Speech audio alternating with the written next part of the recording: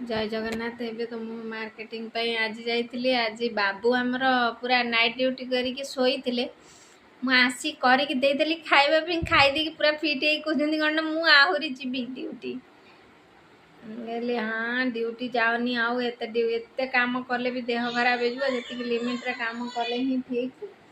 तो एबे तो मोर काम होला आज जेहेतु बाबू नाइट ड्यूटी करजंती सी किछि काम करिवेनी मते ही सब करिया पड़िबो। एबे परिबा सबू मते ही सजाड़िया पड़िबो मते ही सब भरिया पड़िबो। एई कामटा मते भारी सतर कष्ट लागे काहेकि ना मु ए कामटा जमा करेनी। आ सी तांको काम हैला परिबा भरिबा किंतु आज जेहेतु मु जाइथिली मार्केटिंग करबा में मोर काम हैला परिबा भरिबा। बाबू आमर रेस्ट नेबे से कहते कौन मु पुणी जीवी हाफ डे ड्यूटी मु कहली दरकार नहीं आमर एत काम करवा देह खराब हो पुणी देह खराब हेले मोर तो खराब होता मुझे उठी पुणी तुमर खराब होगा तुमको किए उठेब मोर दरकार नहीं काम एते बास तुम खाओ पियो टे रेस्ट नियो। मोर काम मु कर चलली मत सिलाई भी करार अच्छी रोसई भी करार अच्छी परिबा भी भरबार अच्छी पानी बोतल सब खाली हो भरबी। तो मो काम तो मत बहुत हो आउ मु कौन कौन परिबा आनिली चलतु देखिए। मत तो समस्ते कहते तू पूरा दुकान उठे नहीं आसु कहीं मुझे उठे नहीं आसु तो मुझे आपण मानक सब कही सारी कहीं से मार्केट गले बहुत दूर मार्केट आउ से मार्केट गले मत सबू परिबा एकाथरे माने 2 सप्ताह परिबा मत एकाथरे आने पड़े से मु बहुत परिबा आने आ फ्रिज रे भरीदे मोर 2 सप्ताह पलाए पुणी जदि टाइम मिले मुझे मार्केट जाए ना तो यू गोटे 2 सप्ताह पुणी मार्केटिंग करे पुणी सेठिकी जाए। आउ आज अमृतभंडा खोजी खोजी आमर से माने पूरा आधा घंटा पलैला खाली अमृतभंडा ही आम खोजुलु कहीं एटा गोटे एमती जगह ये अमृतभंडा ही मिलेनी। तो देखो मु कौन कौन परिबा आनी आउ भरवा तो मत पड़ो। आज स्पेशल परिबा है अमृतभंडा बहुत खोजी खोजी मिली मत अमृतभंडा।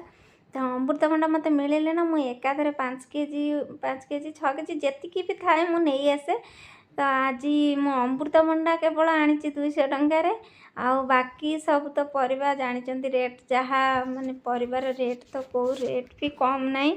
तो सब मिसेक मत माने लेंबू मु आनिली 40 टंका नेला आधा केजी लेंबू कहीं मु गरम पानी लेंबू सब बेले पिए। तो मैंने सबू परिबा आउ सबू जिनस मोर मिसेक मत 1100 टंका है। 1100 टंकार माने सब्जी जिनस भी आहरी किछि आनिली। आ फ्रूट्स रेट तो जानी 2 केजी फलर रेट 250 टंका से ही पड़ेगा। आउ जहाँ तो माने परिबा हाथ मारिले 60-70 तलू भी किछि परिबा नथिला। तो जहाँ परिबा दरकार मत सेठू नहीं आसी थाए मो अधिका आउ आलूर रेट तो ये जानी अधिका टिके अच्छी आलू मत 40 टंका लेखा पड़ेला आलू माने से भल आलू थिला तो मुझे नौ पचे 40 टंका 2 केजी 80 टंका देकी नहीं आसती। आला परिबा एतक परिबा मत 1100 टंका। बाबू आमर परिबा भरती जगह हुए मोर आज केते जगह बड़ी मो फ्रिज रे आपको देखी। तो यहाँ तो मोर डोर रे रहा सब मु धोईकी रखी से माने मु बाहर अच्छी धोई सब सफा करके रखी। एतिकी मोर फल माने पुराना फल थिला तो ताकू जदि मु रखीदेवी छोट माने जगाटा भी छोट आउ फल अधिका हो गले मत से जगह हेनी। तो मुझे से फल माने पुराना फल गुड़ा खोलीदेली एगुड़ा सब धोईकी मु रखी। बाबू आमर सेमती ही भरीदेवे आउ कहे कि कौन जगह होनी फ्रिज रे जगह नहीं। देखिले मु परिबा आज भरी मोर केते जगह बड़ी फ्रिज रे आ सीए जेते बेले परिबा भरबे ना कहे जमा जगह नहीं सी भी एमती भरी देथिबे जे ता भितर आउ किछि जगह ही हबनी। मु सबू परिबा भरी सारिकी भी मत आहुरी भी फांका थिला फ्रिज आहुरी भी किछि जिनिस रही थांदा। एगुड़ाक सब माने डोर रे जो जिनस रहा कथा फालतू जिनस बहुत गुड़ा अच्छी मु तो बाहर कर मत टाइम एक्चुअली होनी। आउ नड़िया जदि आप फ्रिज रे रखुଛନ୍ତି ना केबे नष्ट करेंगे केबे फोपाड़े से नड़िया को ना चटनी बनइले भी भल हुए। आउ मु केबे नड़िया नष्ट करेनी जो नड़िया भी सुखी जाए मुझे से फ्रिज रे ही सेमती छाड़ी दिए।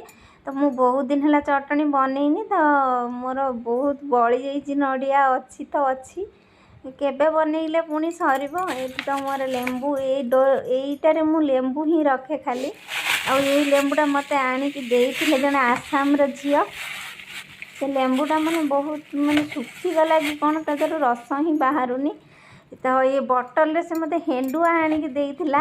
ଟିକେ ପାଣି ପାଣି ଥିଲା, ମୁଁ ତାକୁ କେମିତି ବ୍ୟବହାର କରିବି ମୁଁ ବି ନିଜେ ଜାଣିପାରୁନି। ଆଉ ଏଇଠି ଆମର ଲଞ୍ଚ ହେଇଗଲା ରେଡ଼ି। ବାବୁ ଆମର ଖାଇବାକୁ ବସିଗଲେଣି। ଆଉ କହୁଛନ୍ତି ମୁଁ ଡ୍ୟୁଟି ଯିବି ଖାଇସାରିକି। 11:15 ନା ସରି 12:15 ହେଲାଣି। ଆଉ ସିଏ ଖାଇସାରିଲା ବେଳକୁ ତାଙ୍କୁ ହେଇଗଲା 1:15।